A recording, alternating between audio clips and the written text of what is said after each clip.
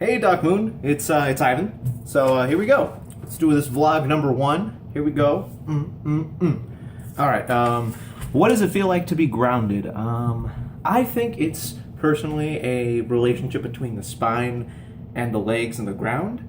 I've personally felt more connected once I kind of activate my legs and kind of correlate it around with my spine.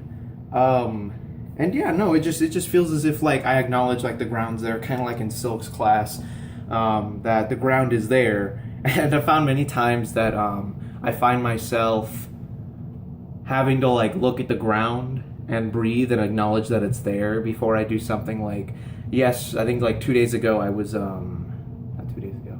Well, at some point this last week I was talking to Aaron, who was our guest speaker, and I had to like I had to breathe to the ground in order to like calm down and like really recenter myself, because I was getting a little anxious there. I was a little I was a little nervous in like in meeting him and like talking with him. So, but yeah, that's that for that one. So what can you do to ground yourself, reconnect the relationship to the floor before an audition, rehearsal, or performance? I had a moment where I was auditioning, I think 2 weeks ago, and I realized that very quickly my legs were falling asleep. And so I just decided, you know what, I can't let that happen. I need to constantly keep being reconnected with the ground and like having to like my whole body activated. So I started doing a few stretches, I started doing the roll downs, and ultimately I was just like moving my body around to make sure everything was flexible and relaxed. And honestly that worked, because I started feeling this kind of like feeling that I was being pulled down by gravity, and it was just awesome, because it just felt like I was not limiting myself to my habits, to my they're just the things that you end up doing in an audition, like flubbing it.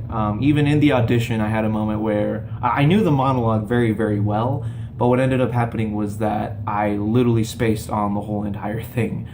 And I took a breath, kind of like how we do in Silks and Movement, and then I just kept going.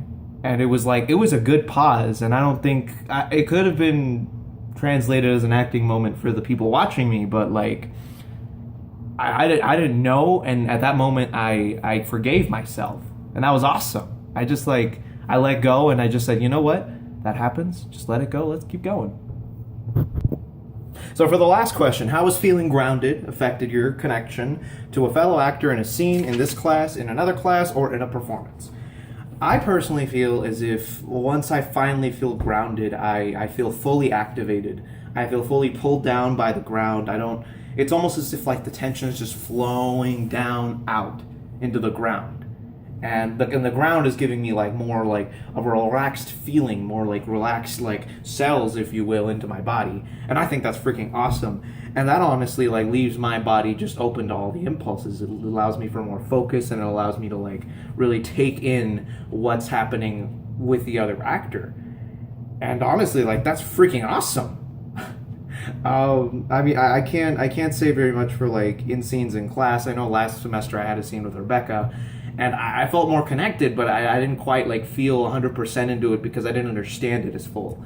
But I had a callback for the same audition that I was mentioning, and honestly, like I just felt like anything was possible, and that like silence was really a good moment to have, and just damn, that's awesome.